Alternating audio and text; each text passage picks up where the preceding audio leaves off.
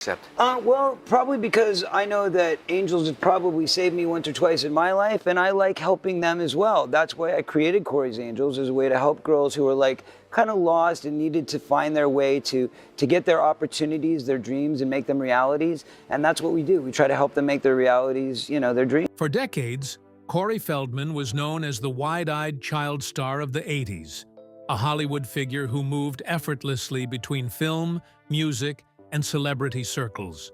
But behind the polished smiles and red carpet appearances, Feldman carried grudges, frustrations, and bitter memories of artists who he felt had wronged him.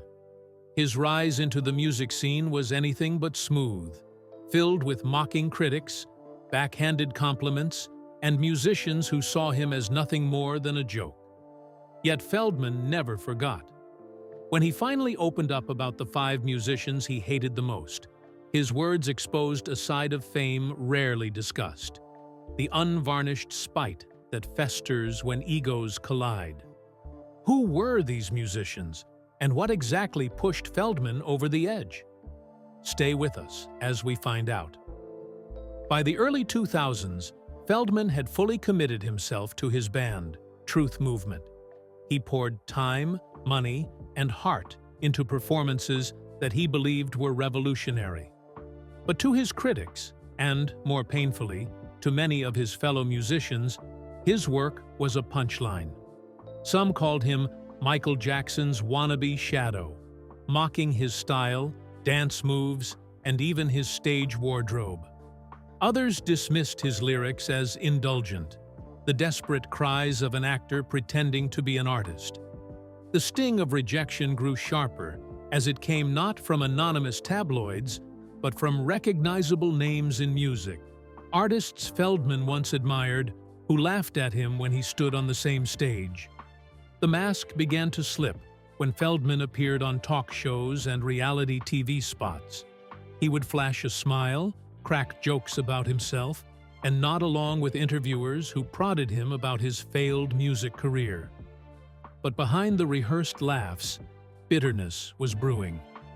Feldman had kept mental notes, every cutting remark, every act of dismissal, every private slight whispered backstage. He wasn't just being brushed aside by critics, he was being actively ridiculed by people he once considered peers. Years later, when he finally decided to speak openly, Feldman named names. 5 musicians stood out above all the rest, 5 people who had hurt him in ways he could neither forgive nor forget. For Corey, these weren't just disagreements. They were humiliations that shaped his reputation, his career, and his very identity as an artist. When he broke his silence, the revelations were explosive, filled with scandalous detail about rivalries that few fans ever suspected. The first musician on Feldman's blacklist was someone many considered untouchable, an alternative rock frontman whose words carried both weight and venom. According to Feldman, this singer didn't just reject his music, he went out of his way to mock him publicly. During a live performance, Feldman recalled, the musician called him out by name, sneering into the microphone that Hollywood clowns should stick to acting instead of embarrassing themselves with guitars. The audience roared with laughter. For Feldman, it was a wound that never fully healed. This public ridicule became a defining moment for Feldman. It wasn't just an insult, it was a declaration that he didn't belong in the world he desperately wanted to be part of. And worse, the laughter that filled that venue made him realize that others agreed. From then on, wherever he performed, he felt the invisible weight of that insult pressing on him. He could see it in the smirks of industry insiders, hear it in the dismissive tone of music journalists, and feel it in the way crowds would size him up before the first note. But Feldman was not the kind of man to let ridicule silence him. Instead, he doubled down. He pushed Truth Movement harder, booking shows in smaller venues where he could control the environment. He refined his set lists, crafted elaborate performances, and even attempted a bold fusion of rock, funk, and spiritual themes that he believed would prove his doubters wrong. Yet, no matter how hard he worked, that one public humiliation haunted him. His name had become a punchline, and each new review seemed to echo the same cruel joke. In speaking his truth, Corey Feldman showed the world that behind the glittering facade of Hollywood and the music industry lies a world of bitterness, rivalries, and broken dreams. And this was only the beginning. Corey Feldman's bitterness toward the music industry didn't grow overnight. It festered slowly, taking root in the moments when he expected solidarity, but instead found rejection. Hollywood had already been cruel, but the music world was crueler. And while critics could be dismissed as outsiders, it was the musicians themselves, the ones who should have understood the blood, sweat, and sacrifice of chasing a dream, who cut him deepest. The second name on Feldman's infamous blacklist belonged to a pop-punk icon, a singer who had ruled the late 90s and early 2000s with catchy hooks and rebellious flair. To Feldman, this musician represented everything he wanted to be: adored by fans, respected by peers, and immune to the mockery that plagued his own shows. But what should have been admiration turned into disgust after one fateful encounter. According to Feldman, the two crossed paths backstage at a festival where Feldman had managed to secure a small performance slot. He was nervous, eager to prove that his music had a place among bigger names. Instead, he found himself face to face with arrogance. The pop-punk star allegedly sneered at him, shaking his head as if bewildered by Feldman's very presence. Then came the words that Corey would never forget. "You're not a musician, man. You're a novelty act." That single sentence cut like a knife. Feldman had heard the whispers before, but never so bluntly. Never from someone he respected. To make matters worse, Feldman claimed the star delivered the insult within earshot of other musicians, turning the exchange into a spectacle. Laughter followed, and Feldman could feel the humiliation spread through the room like wildfire. He smiled weakly, trying to shake it off, but inside he was boiling. That was the moment admiration died and resentment took its place. Years later, Feldman admitted that this incident was a turning point. He stopped seeing the music world as a fraternity of artists and began viewing it as a battlefield, where every glance, every word, was a test of survival. He felt unwelcome in the very arena he had dreamed of joining. And when the pop-punk star's career skyrocketed while his own band struggled in obscurity, Feldman's hatred hardened. To him, the insult was proof that he was never going to be taken seriously, no matter how much heart he poured into his craft. But Feldman didn't only reserve his bitterness for those who mocked him face to face. The third figure on his list proved that betrayal could come from those closest to you.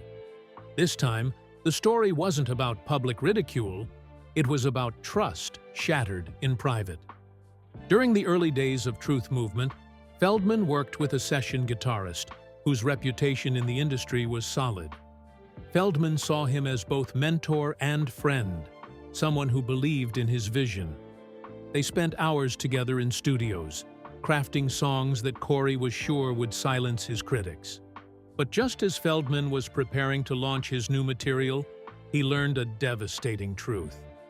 The guitarist had been leaking rough demos to other musicians, mocking them in private circles, joking about Feldman's delusional attempts to be a rock star. For Feldman, this was more than a betrayal of trust. It was sabotage. His unfinished songs, the ones he had guarded like secrets, were circulating as jokes before the world even had a chance to hear them properly.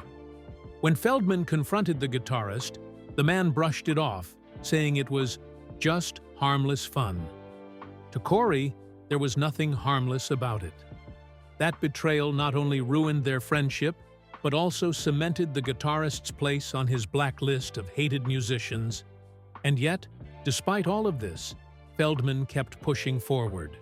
He knew he wasn't a conventional musician, and he knew his name carried baggage, but he refused to bow out. What many dismissed as delusion, Feldman saw as resilience. In interviews, he hinted at the pain, though he rarely revealed the names outright.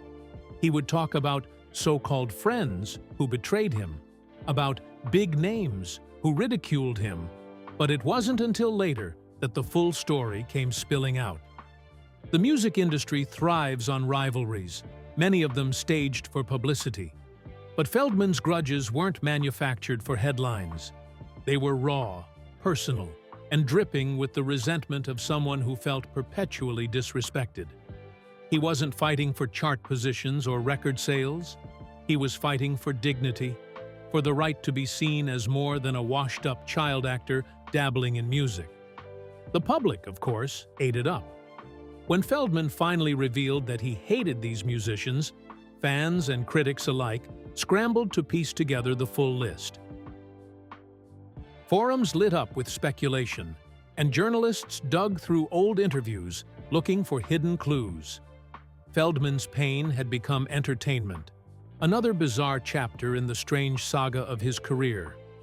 And yet, behind the sensationalism, one thing was clear: the bitterness was real. By this point, Feldman had named 3 of the 5 musicians he despised, each one representing a different kind of wound. The rock frontman who humiliated him publicly, the pop-punk icon who dismissed him as a novelty, and the trusted collaborator who betrayed him behind closed doors. Each story revealed more about the brutal reality Feldman faced when he tried to reinvent himself. But there were still 2 more names on the list, and their stories were even darker. Tales of manipulation, cruelty, and scars that would never fade. For Corey Feldman, hatred wasn't just about grudges. It was about survival in an industry that thrived on breaking the weak. By the time Corey Feldman revealed the 3rd and 4th names on his list of hated musicians, the narrative had shifted from mere insults to something far darker. These weren't just careless words tossed in his direction. These were deliberate acts of cruelty, fueled by jealousy, power, and the brutal underbelly of the music industry. Feldman wanted respect, but what he found instead was manipulation and scars that would follow him for the rest of his life. The 4th musician on Feldman's blacklist wasn't a stranger or a passing acquaintance. It was someone he had idolized as a teenager, a legendary guitarist whose name was etched into the very foundation of rock and roll. Feldman had grown up studying this man's riffs, memorizing his lyrics, and fantasizing about one day sharing a stage with him. To Feldman, it was the ultimate dream, the day he finally met his idol. But reality can be cruel. When Feldman finally got the chance, he was brushed aside like a nuisance. In his own words, the guitarist looked at him with utter contempt. At first, Feldman thought it was nerves. Maybe he had said the wrong thing. Maybe his enthusiasm was too much. But the encounter only grew worse. In a private conversation later leaked by someone in the room, the guitarist allegedly mocked Feldman viciously.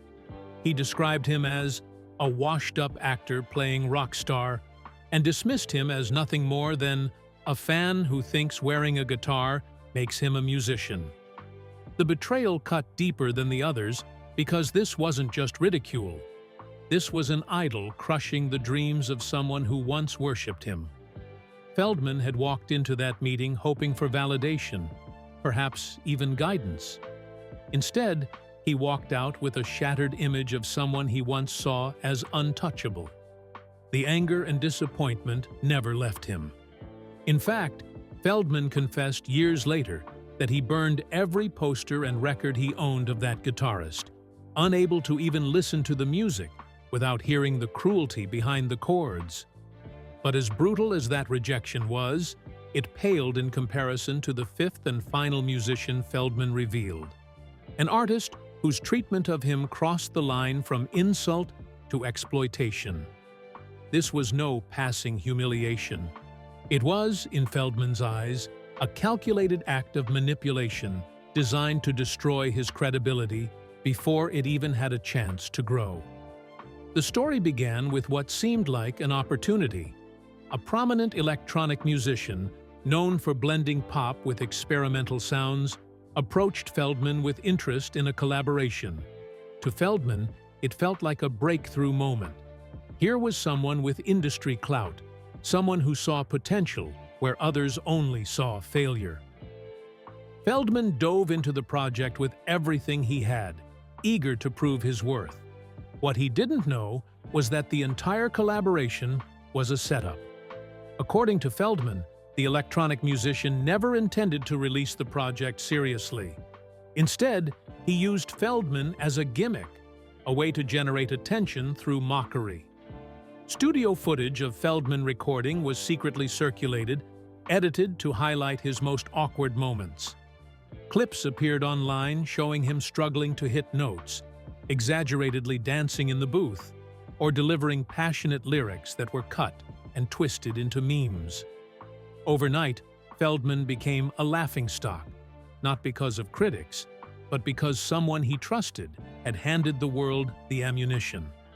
Feldman was devastated. In interviews, he recalled waking up to headlines mocking his pathetic attempt at music. He recognized the footage immediately. These were private studio sessions he had walked into with confidence, believing he was finally getting the respect he craved.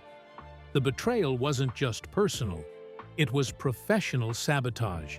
His credibility, already fragile, was obliterated in a matter of days.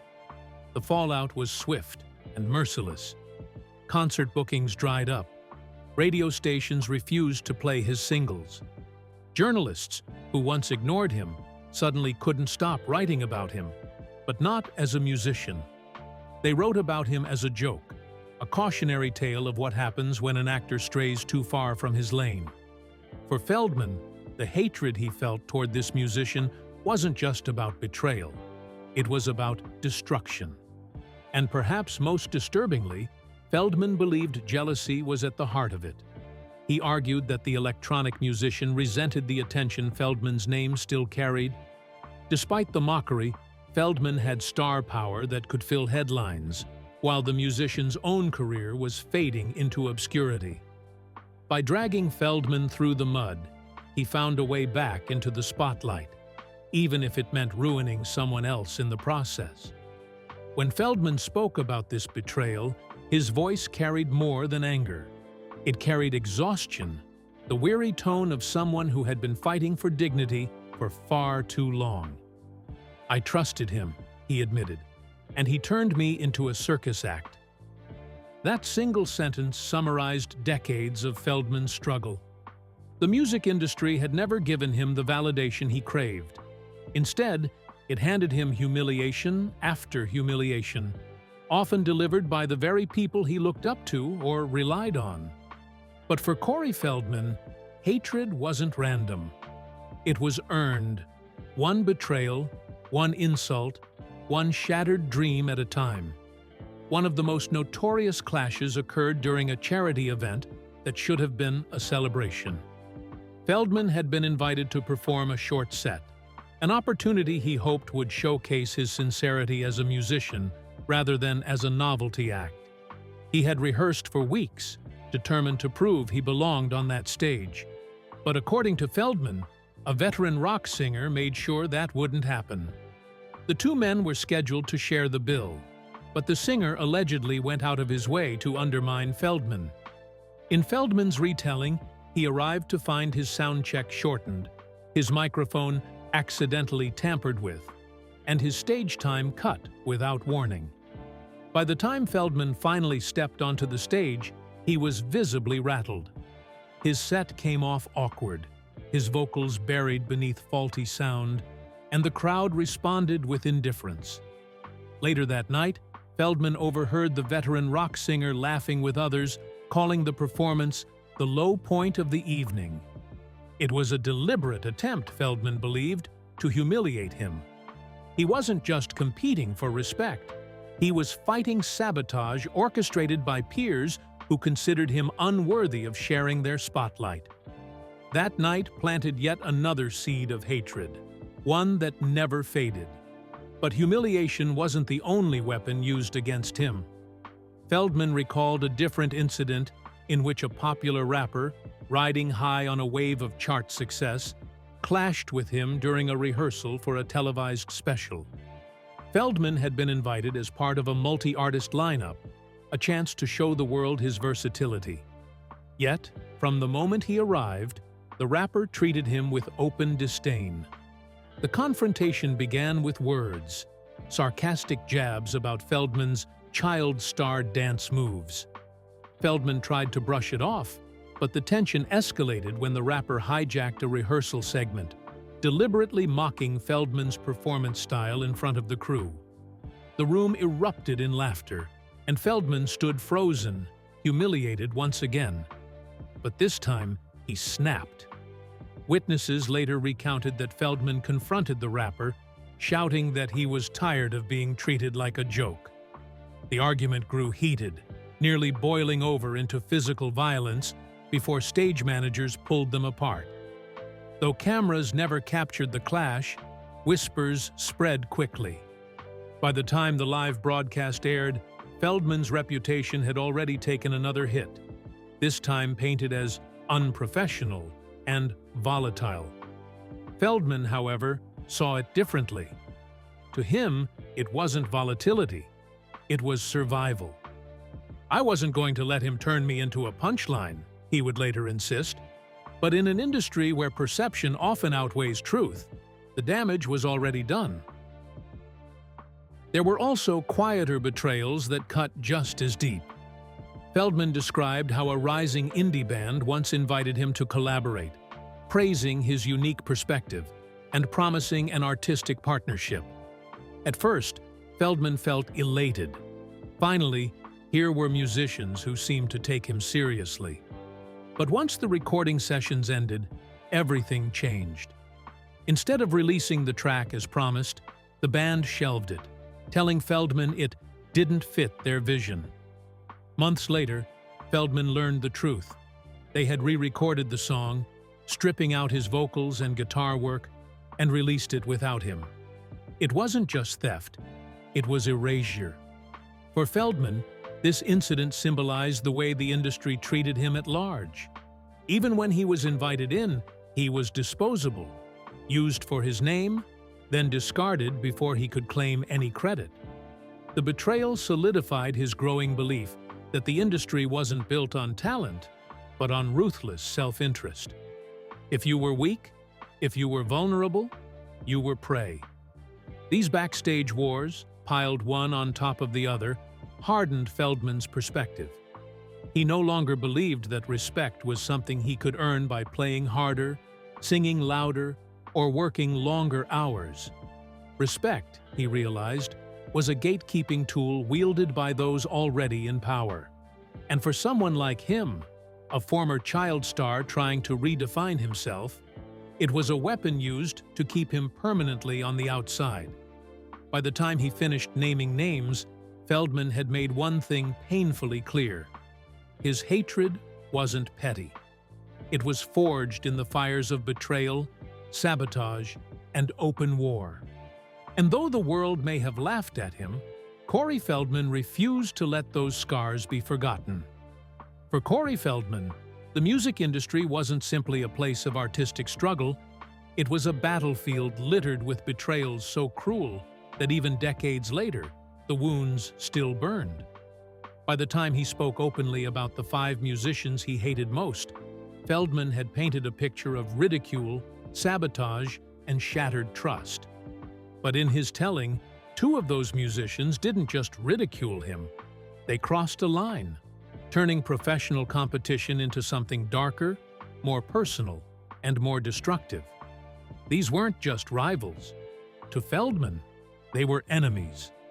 The first of these enemies was a frontman from a chart-topping alternative band, known for his biting lyrics and sharp tongue. Feldman had long admired his work from afar, but when their worlds collided at a Los Angeles after-party, admiration quickly turned to disdain. Feldman, eager to prove his credibility, approached the frontman with respect, hoping to spark a genuine conversation about music. But instead of camaraderie, he received an ambush. According to Feldman, the frontman mocked him loudly in front of the crowd, sneering, "Why don't you leave the guitars to the real musicians and go back to making kids' movies?" The insult drew laughter from the surrounding group, and Feldman felt the room tilt against him. But the humiliation didn't end there. Later that same night, Feldman overheard the frontman telling others that Feldman's presence at music events was pathetic, and that he only showed up to chase clout. It wasn't just an insult, it was character assassination. But perhaps the most brutal betrayal came from someone Feldman had once considered a potential ally. This was a respected producer, a man whose fingerprints could be found on some of the biggest hits of the decade. At first, the producer seemed genuinely invested in Feldman's career. He promised studio time, introductions, and even hinted at co-writing a track that could finally push Feldman into the mainstream. For the first time in years, Feldman felt like the door to legitimacy was cracking open. But that door was slammed shut with devastating cruelty. Behind Feldman's back, the producer allegedly used him as a punchline at industry gatherings, mocking the very demos Feldman had entrusted to him. Feldman later discovered that snippets of their sessions, unpolished takes, half-finished lyrics, awkward vocal warm-ups, had been shared privately among insiders as comedy material. "They passed me around like a joke," Feldman confessed bitterly. "They didn't just laugh at my music, they laughed at me." This betrayal was deeper than sabotage. It was exploitation. Feldman had bared his creative soul, only to have it turned into entertainment for an elite circle of gatekeepers. To him, it wasn't merely cruel, it was dehumanizing. And when the producer went on to work with other rising stars, Feldman felt doubly erased. Not only had he been mocked, but he had been replaced, discarded and forgotten, while others reaped the rewards of credibility. For Feldman, naming these individuals years later wasn't about petty revenge. It was about truth. The narrative the world knew, the failed actor chasing a music career, was incomplete. The reality, according to Feldman, was that powerful figures in the industry had gone out of their way to mock, sabotage, and humiliate him. Their cruelty had turned his ambition into a nightmare. And by exposing them, he wasn't just settling scores. He was demanding recognition of the pain he endured. By exposing these stories, Feldman turned his hatred into a kind of testimony, a declaration that behind every spotlight is a shadow, and behind every idol, a darker truth. These musicians, in his eyes, hadn't just crossed him. They had crossed a line, turning the dream of music into a battlefield of cruelty. And for that, Feldman vowed never to forgive them. The first ripple of fallout came from the public itself. Once word spread of Feldman's grudges, fans and critics began digging into his past performances, searching for evidence of the rivalries he described. Clips of his awkward television performances resurfaced, paired with mocking commentary and headlines that treated him less like a musician and more like a sideshow. For Feldman, it was déjà vu, the same mockery that plagued him on stage, now magnified 1,000 times online. Every time he tried to explain the seriousness of his experiences, the internet twisted his words into memes and punchlines. The world didn't see the cruelty behind the scenes. They only saw the spectacle. But behind the public mockery, the professional consequences were even more severe. Feldman described how booking agents grew hesitant to work with him. They didn't want drama, he admitted. They didn't want the baggage. To many in the industry, Feldman wasn't just a struggling musician. He was toxic, someone whose name carried too much controversy. Even sympathetic insiders who once considered collaborating backed away. worried that aligning with him would put them on the wrong side of powerful figures. The fallout also extended into Feldman's personal relationships. He admitted that the bitterness he carried bled into his friendships, leaving him isolated. When you're always on guard, always expecting betrayal, you stop letting people in, he confessed. Some of his closest companions grew exhausted by the constant weight of his resentment. They urged him to let it go, to move on. But Feldman couldn't. To him, forgetting wasn't just impossible. It was dangerous. The moment he relaxed, the moment he trusted again, someone would strike. Or at least, that's how it felt.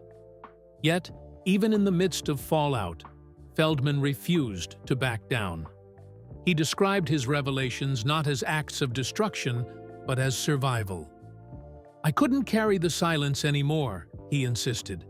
"The silence was killing me." In his mind, naming names was a form of justice, a way to reclaim dignity that had been stripped from him for decades. To some, it came across as bitterness. To others, it sounded like courage. But to Feldman, it was simply truth. Still, there were regrets. In quieter moments, Feldman admitted that he sometimes wondered if his music career might have had a chance. If only he had kept quiet. If only he had swallowed his pride and endured the humiliation silently. "Maybe I'd still be playing bigger venues," he mused. "Maybe the doors wouldn't have closed." But even as he entertained these thoughts, his bitterness always returned. Silence, he reminded himself, had never protected him before. Why should it now? Perhaps the most devastating fallout, however, was internal. Feldman's hatred, while justified in his eyes, had calcified into something that weighed on him daily. "It's like carrying stones in your pockets," he once said. "Every step you take, you feel the weight." That weight shaped how he approached every new collaboration, every performance, every interaction. He wasn't just an artist anymore. He was a man defined by survival, by scars, by grudges that refused to fade. And yet, there was also resilience in Feldman's story. Despite the fallout, despite the isolation, he kept performing. He kept writing music. He kept showing up, even when audiences laughed, even when critics dismissed him, even when betrayal seemed inevitable. For Feldman, the act of continuing was itself an act of defiance. He might not have won the respect he craved, but he refused to disappear. For Corey Feldman, the fallout wasn't a chapter to be closed. It was the story of his life, a story written not in triumph, but in battles fought, enemies named, and bonds forever broken.